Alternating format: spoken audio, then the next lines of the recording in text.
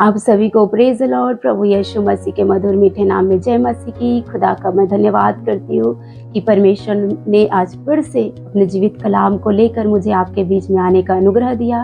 मैं खुदा को सारी आदर देती हूँ। और आज जब हम देखते हैं बाइबल में, तो परमेश्वर आपसे, मुझसे, संसार के लोगों से कहता है, 2 कुरिन्थियों 5:17, इसलिए यदि कोई मसीह में है तो वह नई सृष्टि है, पुरानी बातें बीत गई है, देखो सब बातें नई हो गई है। यहाँ पे परमेश्वर का वचन आपसे, मुझसे कहता है कि आज जो मसीह यीशु में है, तो यीशु मसीह की लोग हैं जो पुराने जीवन से, पाप से, बुराई से निकल कर यीशु मसीह में आए, संसार से निकल कर, संसार के बुरे कामों से, बुरी बातों से निकल कर आज जो मसीह यीशु में आए हैं, अपने पाप को छोड़कर, अपने गुनाहों को छोड़कर, अपने अधर्मों को छोड़कर, जो आज मसीह यीशु में है, जो यीशु मसीह की उपासना करते हैं, जो यीशु मसीह की आराधना करने वाले लोग हैं, उनके लिए परमेश्वर का वचन कहता है कि पुरानी बातें बीत गई है,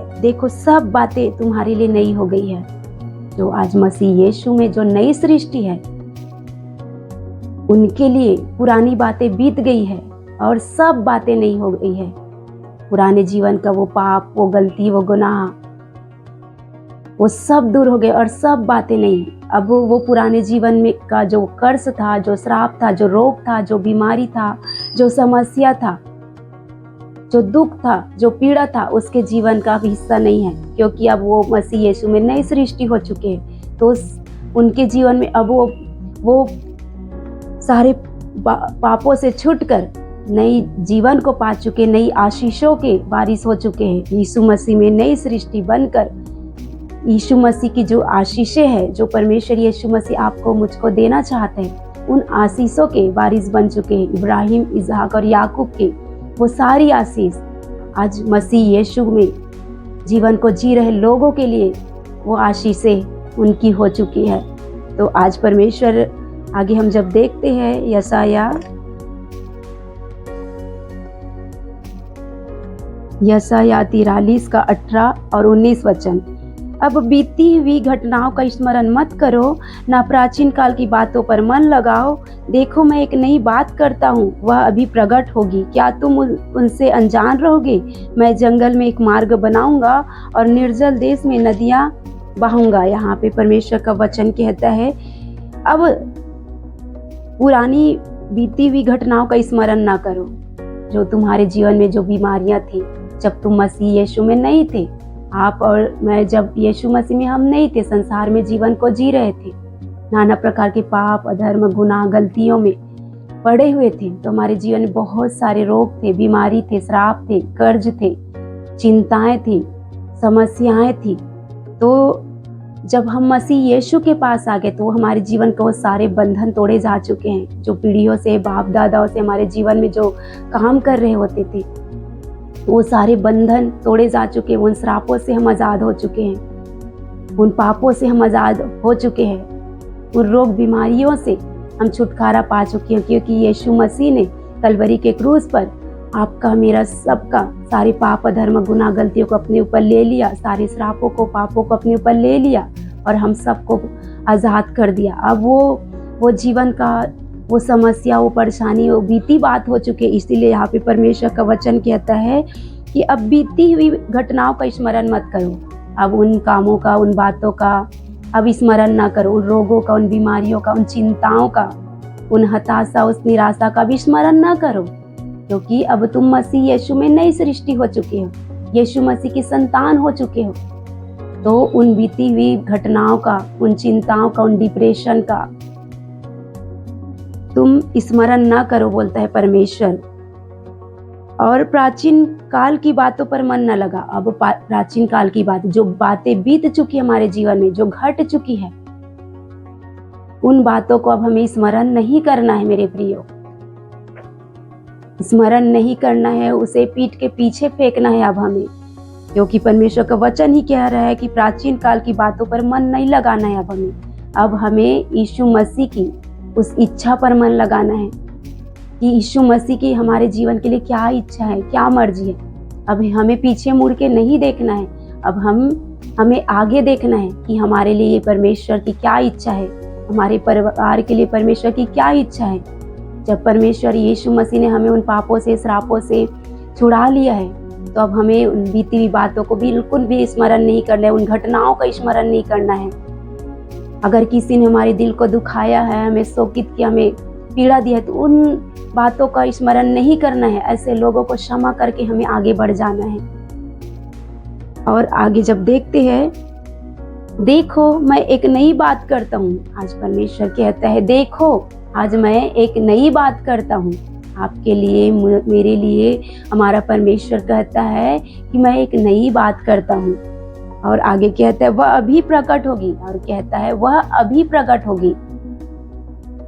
क्या तुम मुझसे अनजान रहोगे? परमेश्वर कहता है, आज मैं तुम्हारे लिए नई बात करने पर हूँ, नई आशीष तुम्हें देने पर हूँ। तुम्हारे जीवन के उन दुख के बदले, उन पीड़ा के बदले, तुम्हारे जीवन में एक अद्भुत कामों को, आश्चर्य कर्मों को मैं करने पर हूँ। उन दुख के बदले, उन हताशा के बदले तुम्हें आनंद, शांति देने पर हूँ। परमेश्वर का वचन आपसे, मुझसे ऐसा कहता है। और वह अभी प्रकट होगी और उससे तुम अनजान नहीं रहोगे, बोलता है परमेश्वर। जब परमेश्वर हमारे जीवन में बड़े आश्चर्य कर्मों को करेगा, तो हम उससे अनजान नहीं रहेंगे। वो हम पर प्रकट की जाएगी, वो हमें दिखेंगी।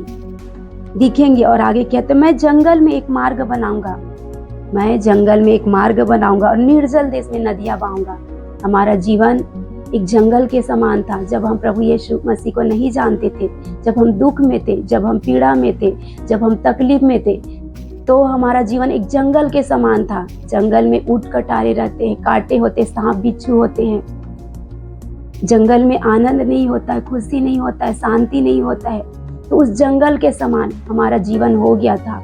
लेकिन खुदा ने हम पर दया किया, अनुग्रह किया और अपने पास बुलाया और उस जीवन से निकाल कर उस दर्दनाक मृत्यु, जो नरक का जो दर्दनाक मृत्यु जो हम लोगों के लिए तय हो चुका था, उस मृत्यु से निकाल कर आज खुदा ने हमें अनंत जीवन के वारिस होने के लिए, आज परमेश्वर ने हमें चुन लिया है स्वर्ग राज्य के लिए। आपको, मुझको जब चुन लिया है और परमेश्वर हमारे जीवन की इस जंगल जैसे हालात को, परिस्थितियों को, उन रोग, बीमारी, उन समस्याओं, उन क्लेशों से निकाल कर आज परमेश्वर हमारे जीवन में जल की नदियां बहाऊंगा, बोलता है, आशीषों की नदियां। जो हमारा जीवन जब निर्जल था, जिसमें सूखापन आ गया था, तकलीफ, पीड़ा, चिंता, डिप्रेशन आ गया था, तो उस सूखेपन में, आज उस सूखेपन से निकाल कर हमारा खुदा आपको, मुझको कहता है कि उस निर्जल देश में जल की नदियां बहाऊंगा, आशीष की नदियां बहाऊंगा। आंसुओं के बदले, शोक के बदले, पीड़ा के बदले आनंद की नदियां बहाऊंगा। ऐसा परमेश्वर है हमारा, ऐसा महान हमारा परमेश्वर है जो आपसे, मुझसे कहता है। तो आज हमें चिंता करने की जरूरत नहीं है, रोने की, विलाप करने की जरूरत नहीं, क्योंकि आज अब हम मसीह यीशु में नई सृष्टि है। हमारा खुदा हमसे वाचा बांध रहा है, वायदा कर रहा है कि मैं तुम्हारे लिए जल की नदियां बहाऊंगा। निर्जल देश में, जहाँ सूखा था, जहाँ कोई आशीषें नहीं थी, वहां मैं आशीषों की नदियां बहाऊंगा, बोलता है हमारा परमेश्वर। धाराएं बहाऊंगा, बोलता है। तो ऐसा कोई कह सकता है क्या?